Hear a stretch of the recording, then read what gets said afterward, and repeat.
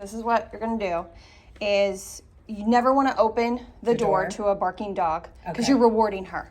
So every single time that's happened, it's like a big reward. You know, like, thank you for letting me know someone's here. Let's go check them out. Okay. So, she's already like, okay, I see the person, I'm done.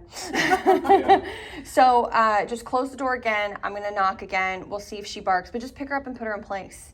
And you are going to keep reiterating place over and over and over again. And so if every time you come over and you start to open the door and she gets up, you're just going to pick the leash up and reset her just over and over again. So go ahead and just open the door. See if she stays in.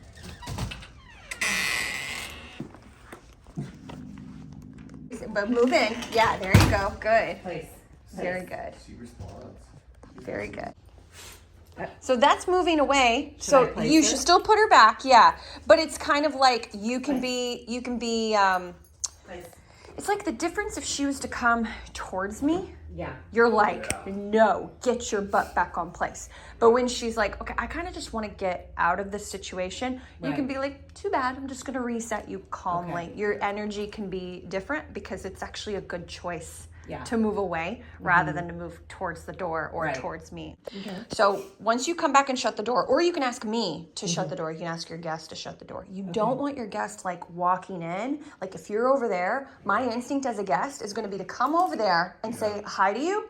And I'm not going to know that she's going to lash out at my foot or whatever happens. And so it's up to you to tell me. Be like, just stay right there for a second, and you have to stay in the middle. And so it's that way she does. That way she is like, oh, I'm not in charge anymore. I let you guys know someone's here. My job is done. I just have to stay in place.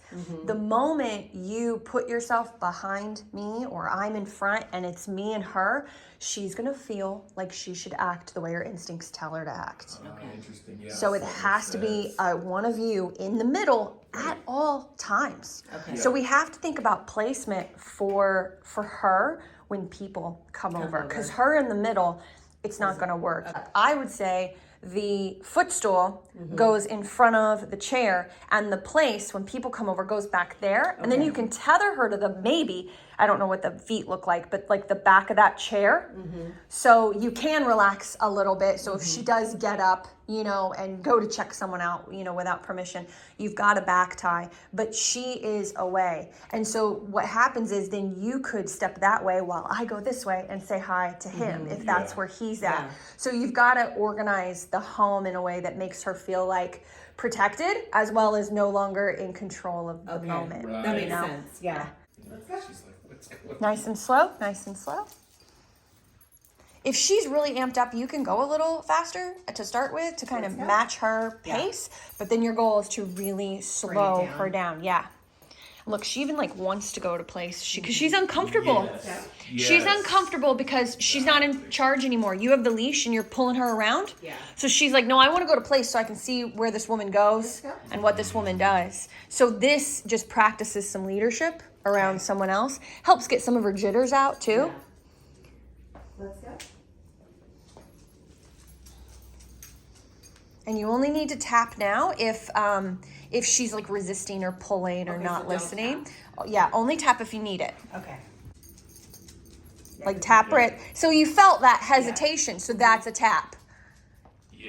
Right. So we'll do that again. We'll do it till she's not like trying to target the bad. So watch that hesitation for the bad. Yep, tap. Do I say anything? You can say let's go if you want. She's already moving more fluidly. She's just not as like tight and looking at everything. Your handling's really good though. Just need you to slow it down. Think about, remember, the purpose of this is meditation. You're getting to the point where you're lowering her heart rate and it's more just breathing, slow, boringness to where she's much more happy to like just go tap. Good.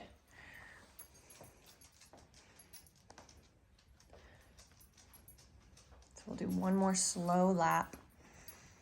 Family over, it's like... Let's take a step in. Place. There you go. Good. She gets really, it's a lot. It's a lot for her with a lot of new people. Good. there something there? Probably. She's like, I don't lie. I have a nose. I have a super nose. Place. Wow. So see how quickly, this is amazing. So new person comes over. That only took like 10 minutes. Look how much she's already focused on you. I'm just saying, this is really good. She loves snacks. It's like she's not as fearful as she lets on. Right. You know what I mean?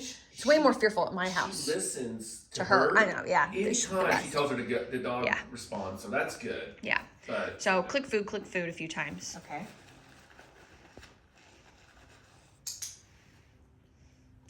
This time we're gonna clean this up. Have your hand neutral. So you can either have food in your hand already. Okay. Or you click and then reach in the pouch and then give her food. Okay. You need neutrality. Otherwise they hear the wrestling. Yeah. And that starts to be the trigger instead of the click. Clicker. Mm-hmm. Okay.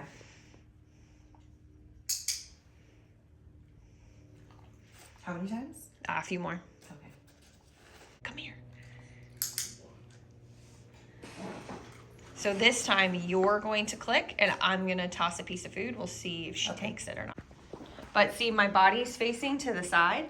If a guest is ever like okay with doing this, you have to coach them. They have to keep their body to the side. Okay. All right, go ahead and click.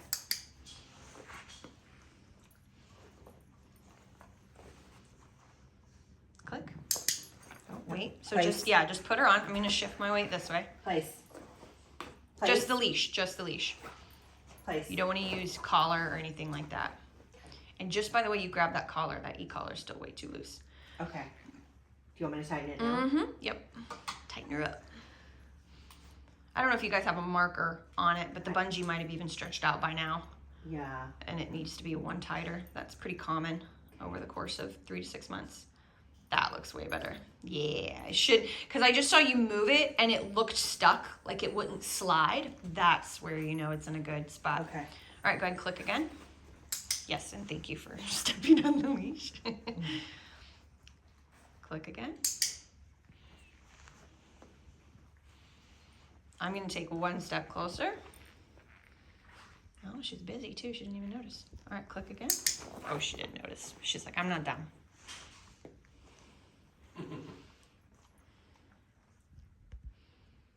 Click again.